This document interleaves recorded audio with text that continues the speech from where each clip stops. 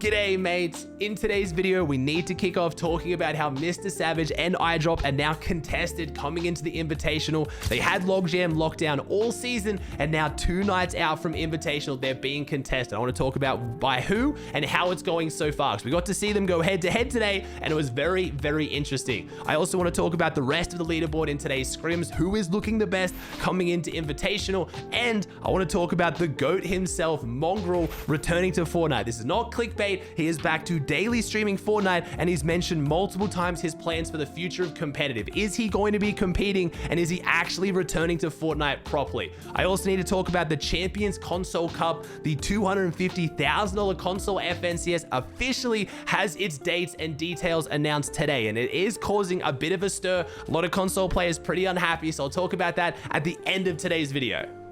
Before we get into talking about Mongraal returning to competitive, let's talk about what's going on right now, because 2 nights out from the Invitational, Mr. Savage and iDrop are no longer uncontested at Logjam. It looks like Barker and On1, who were previously contesting Hen, have now switched their drop spot over to Logjam. I did honestly kind of see this coming. Coming into Invitational, there was 2 drop spots I had a keen eye on that were uncontested. First one was Coney. We had Alex and Bailey, the OCE champs, uncontested at Coney. I had a very good feeling that wouldn't last. It hasn't. They are now being contested by Zhu and Usury, and we had Mr. Savage and iDrop at Logjam. Now, coming into this one, Logjam was a terrible drop. It has been one of the worst drops all season, and 1 week out from Invitational, we saw that Savage got a bit of the Benji RNG, absolutely blessed, and they then got the no sweat insurance 2-key vault and the entire building come over to Logjam. This was a massive buff. This is not just a 2-key vault and a whole bunch of loot. It is mobility. This means they now have a balloon that they can then get around the map off. So I had a feeling this was going to happen. Unfortunately, it did. Barker and On1 are now dropping on them, but we did have Invitational scrims today. Now, don't take too much from these scrims as they weren't every single pro playing, and some of the pros weren't going their drop spots because they didn't want to reveal their strategies, but we did have Mr. Savage and iDrop going up against Barker and On1 at Logjam, and it looks like they did pretty well with it. They ended up doing very well in the scrims overall. The biggest unfortunate thing for them was the first game. It looks like when they were surprised contested, when they didn't realize they were going to be contested, they went down early. Other than that, they ended up playing absolutely phenomenally and did really well. So it looks like FNCS isn't just over for them because they're contested. Things are going to be a lot more difficult for them now, though. I would imagine being contested, yes, you can say, oh, it's just free surge. It is 12 games. They got a 5 elim 4th, a 2 elim 2nd, and a 5 elim win in the last 3 games after they realized they were contested. So I have to imagine the Bark and On1 caught them off guard, but as soon as they knew they were getting dropped on, they were ready for it and they performed really well. So it could be a good thing for them. It's just in a 12-game format, it's really hard to come out on top if you're contested. I still have eyes on what is going on at Kondo. No one really from Kondo, from what I could see, actually played the scrims today or took it too seriously. So it looks like as of right now, we do still have Tayson, Malabuka, and Aqua all contesting each other. I was saying one of them might go over to Rave Cave, but it looks like Rave Cave now does have 3 to 4 teams at it. So right now, I don't know where they're going to go. There's no insanely good drop spot on the map that is uncontested right now. I will be doing my prediction video. It is coming. I'm going to be doing it tomorrow. I want to leave it as close to the tournament as possible, so when major drop spot changes like this happen, it is going to affect the predictions massively, obviously. We have to talk about the rest of the leaderboards again. Even though they weren't the best indicator of Invitational, we do still get some clues here. Our first time seeing Kanata and Macwood together, they take out the top spot on 132 points with a very inconsistent match history though. 12 elim win, 1 elim 21st, 2 elim 15th, and an 8 elim 3rd. When they make it endgame, when they take high ground, they play super aggressive and they dominate. But that is going to be the story of this weekend for them for the most part. Macwood and Threats have been finding a lot of success, winning last week's NA East Elite Cups from high ground. So it looks like they are going to be the high ground kings of NA East. I'm not going to call them the high ground kings of the lobby. They've still got to contest with Queasy and Vino, Aqua and Rezon. There's a lot of crazy teams who are going to be going for high ground here. I think PKR and Mappy are very big underdogs coming into this as high ground kings, but still a good performance from them. We had Yanis and Vidil out of Greasy. We had Tripper and Thomas out of their drop at Rave Cave, and we had iDrop and Savage like I just talked about, and then Booga and Miro. Now, Miro has not been playing a lot of Fortnite, and when they have, Booga and Miro have not being playing together, that would usually be a huge alarm bell for me. But this is how they always do it. The last few FNCSs, even the FNCSs they won, they were hardly playing together going into them. They always played with other people. They kept their chemistry high. So when they do play together, they love playing together and they know what they're doing. So I guess we just have to assume they know what works best for them. Then we had two of our new teams, Noah Riley and Bad Sniper, a team that a lot of people have been saying shouldn't be there because neither of them qualified. It was one of those weird situations where Bad Sniper was playing with someone, they couldn't play, they picked each other up. We had Scram and Chimp picking up Scram now that he can't play with Spade anymore. So some of our fill teams taking this quite seriously, and it's shaping up to be an interesting weekend.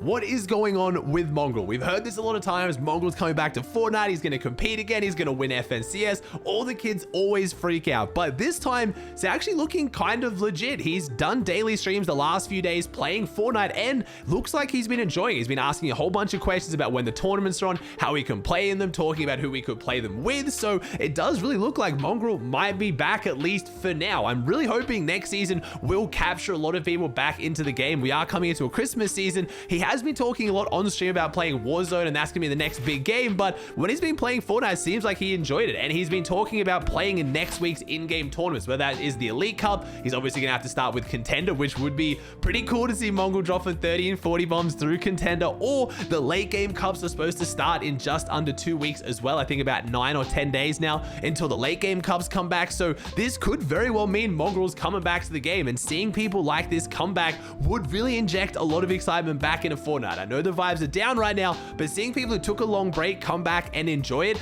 does show that some people need to just take a little bit of a break to enjoy the game. Obviously, we have a brand new season, so hopefully the next season delivers. A lot of people are incredibly excited for that. Like I mentioned, it's the Christmas season. We did get a pretty unfortunate Christmas season last season, but previously before that, most of the Christmas seasons have been absolutely incredible. So fingers crossed, and we see Mongraal returning to Fortnite properly, because seeing Mongraal compete again and stream it would be massive. We have almost no one streaming competitive tournaments at the top level anymore, outside of obviously the big names like Clicks, and very rarely do we see the people who are streaming them actually win the tournaments like we did in Chapter 2 Season 4 FNCS when Mongraal won it on stream. Very few things will equal the hype of someone winning FNCS on stream in a major region. We need this back. Will Mongraal show up and then instantly be a tier 1 pro again? Probably not. His mechs still look pretty crazy, but if we get a trio FNCS next season, I think Mongraal could be in a good spot to perform quite well. Trios, you can pick up teammates to make up for your deficiencies. Let's say Mongraal hasn't been hitting the VODs, he hasn't been paying attention to the meta that much, you find an IGL who has, and they make up for that. Let's say you're not as good at tarping,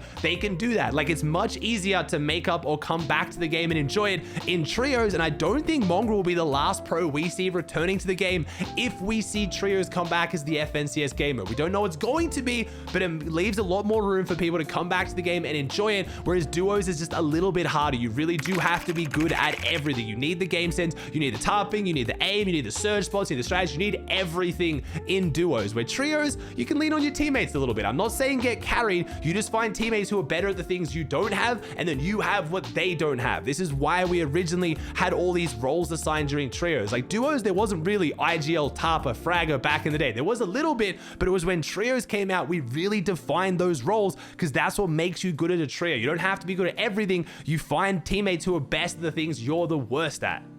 We finally have confirmation of what is going on with the Console Champions Cup, the Console FNCS this season. I made a video recently. We knew one was going to be on, but we didn't have locked in dates, courtesy of ifiremonkey. Unfortunately, not Fortnite. We do have confirmed dates, November 19th and 20th. Compete for an opportunity to earn a share of the $250,000 prize pool. The tournament will be played over 4 rounds, with the top teams advancing each round. Full rules and details. It looks the exact same as all the other Champions Console Cups we've seen, but it's taking place at the same time as DreamHack Atlanta. Now, this has certain pros who are already going to DreamHack Atlanta, figuring out what's going on, like Byler, trying to figure out how he can play in DreamHack and play in the Champions Console Cup. So it's unfortunate to see it on at the same time as another major tournament, because it just kind of doesn't give console as much viewership and as attention as what it should. Or the last, I think, 3 or 4 Champions Console Cups, I've made a big effort of streaming them, watching the pros, figuring out what's going on with console, and just enjoying it and elevating it for the community. It's the one big console tournament to season that isn't just the PlayStation Cups where everyone can play, and Epic unfortunately putting on the same time as another tournament. I know some console players will be happy about that because then there'll be less PC players playing in it who will instead play DreamHack, which is one benefit depending on how you look at it, but it's still going to be very exciting. I don't think there's too many console pros who would have been going to DreamHack though, so I guess it doesn't really affect too many people who are going to play in it. I just think it'll affect the viewership and the amount of hype that it gets from the greater community rather than just within the console community.